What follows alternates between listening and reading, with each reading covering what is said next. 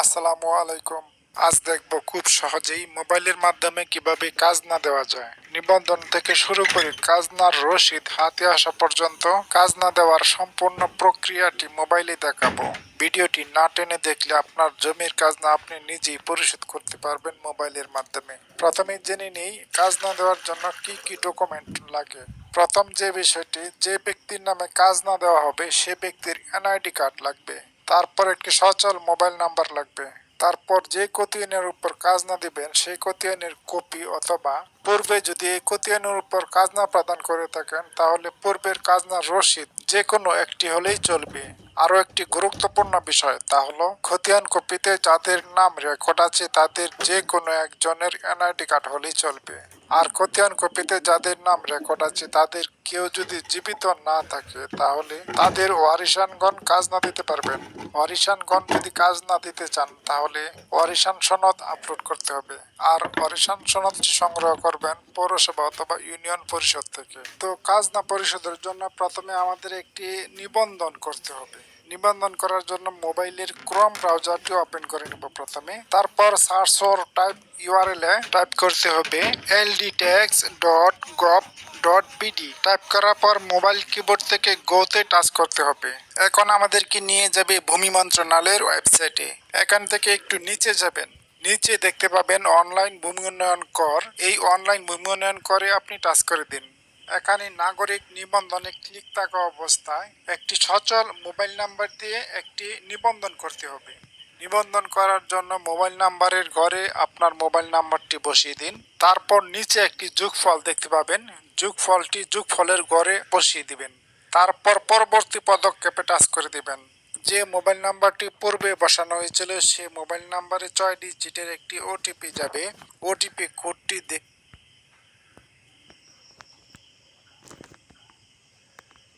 দেখে ওটিপির ঘরে বসাতে হবে।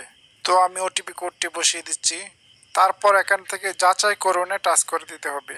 আপনি যে নিবন্ধনটি করতে চাচ্ছেন সেই নিবন্ধনটি সম্পূর্ণ করতে চাইলে একটি পাসওয়ার্ড সেট করতে হবে। তো নতুন পাসওয়ার্ডের ঘরে আপনার মতো করে যে কোনো একটি পাসওয়ার্ড তৈরি করে এখানে বসিয়ে দিন। তবে পাসওয়ার্ড তৈরি করার ক্ষেত্রে মনে রাখতে হবে ইংরেজি ক্যাপিটাল এবং স্মল লেটার, ইংরেজি বড় হাতের এবং ছোট হাতের অক্ষর যেন থাকে। আর ইংরেজি সংখ্যা সহ যে কোনো স্পেশাল অক্ষর বসাতে হবে। আর পাসওয়ার্ডটি সর্বনিম্ন 8 সংখ্যার হতে হবে।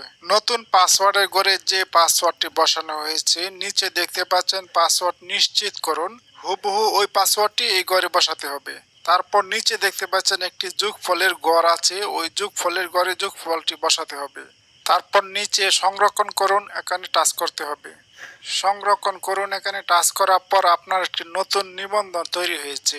এখন যে নিবন্ধনটি করা হয়েছে সেই নিবন্ধনে প্রবেশ করব। নিবন্ধনে প্রবেশ করার জন্য নাগরিক লগ ইনে টাচ করতে হবে। এখানে মোবাইল নাম্বারের ঘরে মোবাইল নাম্বারটি বসিয়ে দিন এবং পাসওয়ার্ডের স্থানে যে পাসওয়ার্ডটি সেট করা হয়েছে সেই পাসওয়ার্ডটি এখানে বসাতে হবে। তারপর নিচে একটি যোগফল দেখা যাবে, সেই যোগফলের ঘরে যোগফলটি বসিয়ে দিন। তারপর লগ ইন করুন এখানে টাচ করতে হবে। এই নিবন্ধনটি দিয়ে ভূমি উন্নয়ন কর বা খাজনা দিতে পারবেন। এখন এই নিবন্ধনে কিছু কাজ বাকি রয়েছে, তা হলো নিবন্ধনটি এনআইডি কার্ড দিয়ে ভেরিফাই করে নিতে হবে। এনআইডি কার্ড দিয়ে ভেরিফাই করার জন্য উপরে 3 লাইনে টাচ করব। 3 লাইনে টাচ করার পর দেখতে পাবেন উপরে এনআইডি ভেরিফাই করুন। এনআইডি ভেরিফাই করুন এখানে টাচ করে দিতে হবে। তো যে ব্যক্তির নামে কাজ না দেওয়া হবে সেই ব্যক্তির এনআইডি কার্ড দিয়ে আমরা অ্যাকাউন্টটি ভেরিফাই করে নিব। খতিয়ানে যদি আপনার নামে রেকর্ড না থাকে, যদি আপনি ওয়ারিশান সূত্রে কাজ না দিতে চান তাহলে পৌরসভা কার্যালয় অথবা ইউনিয়ন পরিষদ থেকে একটি ওয়ারিশান সনদ সংগ্রহ করে নেবেন। আর ওয়ারিশান সনদটি এখানে আপলোড দিতে হবে।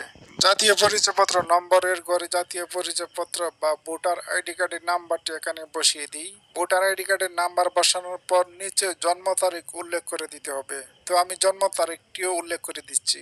তারপর যাচাই ও হালনাগাদ করুন এখানে টাচ করতে হবে। এনআইডি ভেরিফাই করার পর প্রোফাইল আপডেট করে দিতে হবে। প্রোফাইল আপডেট করার জন্য আবার উপরে 3 লাইনে টাচ করব। 3 লাইনে টাচ করার পর 3 লাইন থেকে এখানে প্রোফাইলে টাচ করতে হবে। এখানে দেখতে পাচ্ছেন ইমেইলে ঘরটি এবং বর্তমান ঠিকানার ঘরটি ফাঁকা রয়েছে। ইমেইল এবং বর্তমান ঠিকানাটি আমরা আপডেট করে দিব। তার জন্য উপরে সম্পাদন করুন এখানে সম্পাদনে টাচ করতে হবে। আপনার বর্তমান ঠিকানা এবং স্থায়ী ঠিকানা যদি একই হয় তাহলে প্রয়োজনে এখান থেকে স্থায়ী ঠিকানাটি কপি করে নিতে পারেন। তো আমি এখান থেকে স্থায়ী ঠিকানাটি কপি করে নিচ্ছি, তারপর সম্পাদনে টাচ করে দিচ্ছি।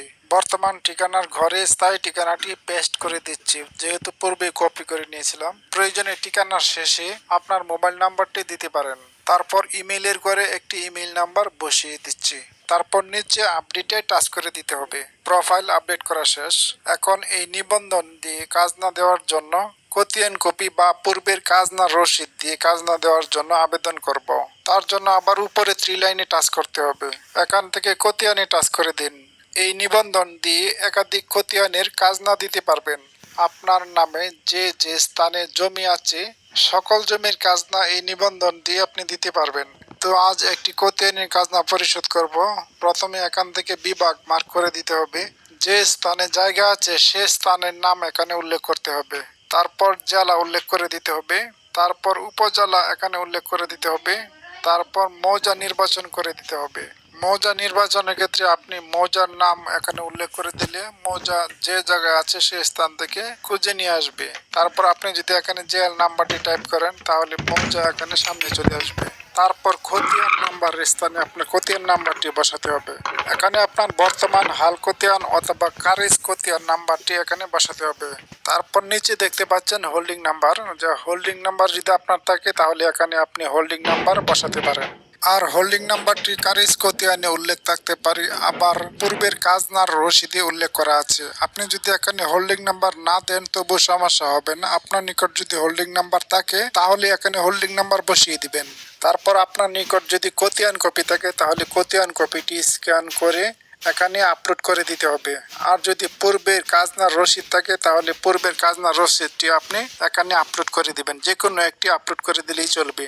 আর এখানে দেখতে পাচ্ছেন নিজ অথবা উত্তরাধিকার। আপনি যদি উত্তরাধিকার সূত্রে খাজনা দিতে চান তাহলে এখানে উত্তরাধিকার মার্ক করে দিতে হবে। আর উত্তরাধিকার মার্ক করে দেওয়ার পর এখানে আপনাকে অবশ্যই ওয়ারিশান সনদ আপলোড করে দিতে হবে।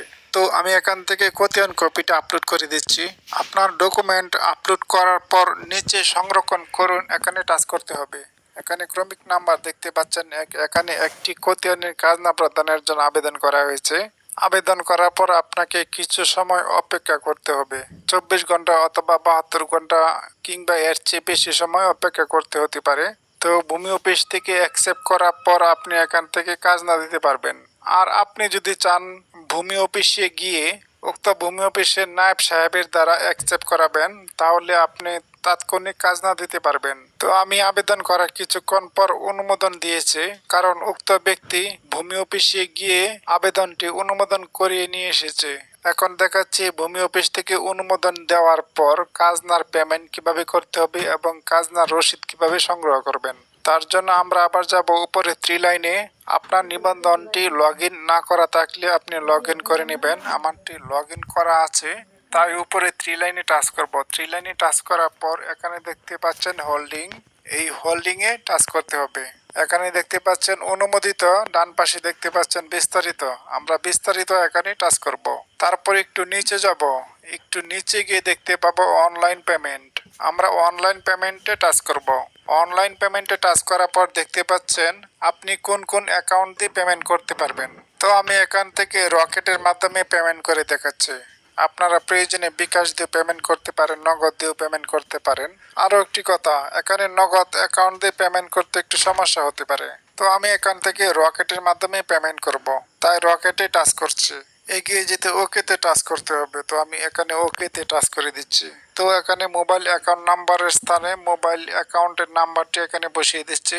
আর এই ঘরে অ্যাকাউন্টের পিন নাম্বার চাচ্ছে, এখানে অ্যাকাউন্টের পিন নাম্বারটি দিয়ে দিচ্ছি।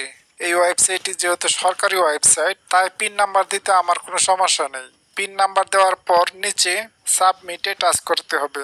তারপর মোবাইলে একটি কোড যাবে, কোডটি এখানে বসাতে হবে। কোডটি বসানোর পর গোতে টাচ করতে হবে। এখন আপনার নিকট থেকে খাজনার পেমেন্ট কেটে নেওয়া হবে। টাকা কর্তন করার পর আপনাকে সরাসরি খাজনার রসিদ দিয়ে দেওয়া হবে। নিচে প্রিন্ট অপশন আছে, প্রিন্টে টাচ করে খাজনার রসিদটি ডাউনলোড করতে পারবেন। ডাউনলোড করার পর আপনি খাজনার রসিদটি যে কোনো কম্পিউটার দোকান থেকে প্রিন্ট করে